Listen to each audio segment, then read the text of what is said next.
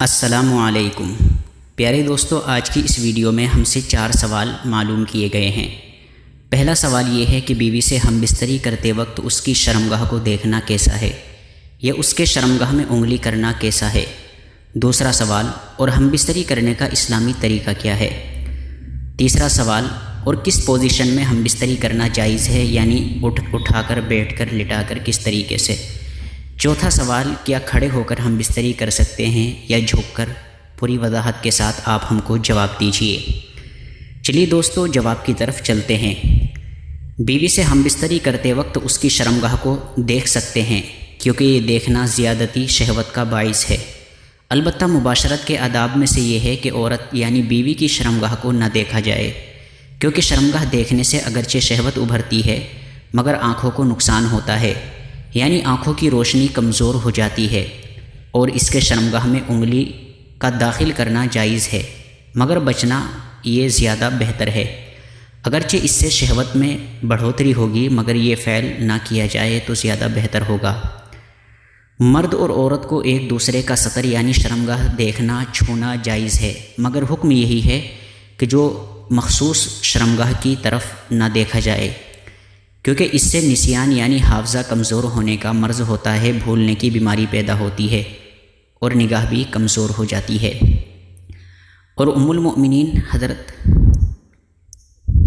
حضرت امی عائشہ رضی اللہ تعالی عنہا فرماتی ہیں کہ یعنی میں نے حضور نبی کریم صلی اللہ علیہ وسلم کا سطر کبھی نہیں دیکھا۔ دوسرے سوال کا جواب، اور ہم بستری کرنے کا اسلامی یعنی بہتر طریقہ یہ ہے کہ جب شوہر اپنی بیوی سے ہم بستری کا ارادہ کرے، اور بالخصوص شادی کی پہلی رات جیسے سہاگ رات بھی کہتے ہیں، اور اس کے بعد جب بھی، تو شوہر کو چاہیے کہ ان آداب و طریقہ کار کو اختیار کرے۔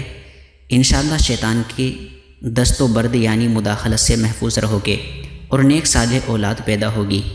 اس کے بعد شوہر اپنی دلہن کی پیشانی کے تھوڑے سے بال نرمی اور محبت کے ساتھ پکڑ کر یہ دعا پڑھے، اللہم انی اسألک خیرہا و خیر ما جلبتہا علیہ و اعوذ بک من شر و شر ما جلبتہا علیہ۔ پھر بیوی سے ایسی باتیں کرے جس سے اس کی شہوت میں غلبہ پیدا ہو۔ حضور صلی اللہ علیہ وسلم نے ارشاد فرمایا کہ کوئی شخص مثل چوپائے کے اپنی بیوی پر نہ جا پڑے، جانور کی طرح نہ گرے اپنی بیوی پر، بلکہ اس کو چاہیے کہ پہلے بوس و کنار اور آہستہ آہستہ بات چیت سے آمادہ کرے، اور جب اس سے مباشرت کرے تو بہتر یہ ہے کہ عورت کمر کے بل سیدھی لیٹے اور مرد اس کے دونوں رانوں کے درمیان آ کر فعل مباشرت میں مشغول ہو۔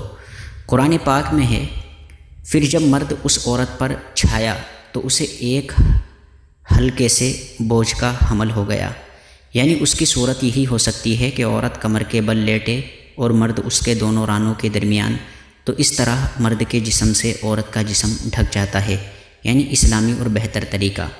تیسرے سوال کا جواب، حیض کی حالت میں بیوی سے ہم بستری کرنا جائز نہیں ہے۔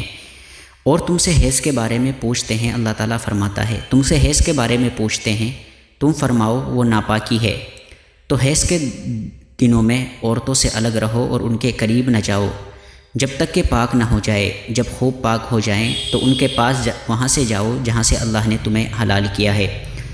اور افراط و تفریط کی راہیں چھوڑ کر اعتدال کی تعلیم فرمائی گئی اور بتایا گیا کہ حیض کی حالت میں عورتوں سے ہم بستری کرنا حرام ہے، اور چونکہ یہ قرآن کی واضح آیت سے ثابت ہے لہذا ایسی حالت میں جائز جانا کفر ہے، اور حرام سمجھ کر لیا تو سخت گناہگار ہے، اور اس پر توبہ فرض ہے۔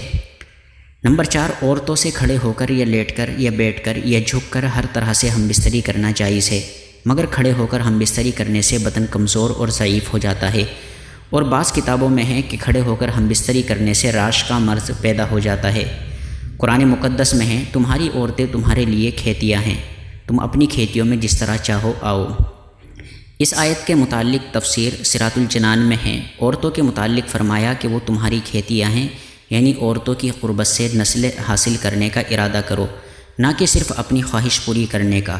نیز عورت سے ہر طرح سے ہم بستری جائز ہے، لیٹ کر، بیٹھ کر، کھڑے کھڑے، بشرطے کہ صحبت اگلے مقام میں ہو، کیونکہ یہی راستہ کھیتی یعنی اولاد کا ثمرہ حاصل کرنے کا ہے۔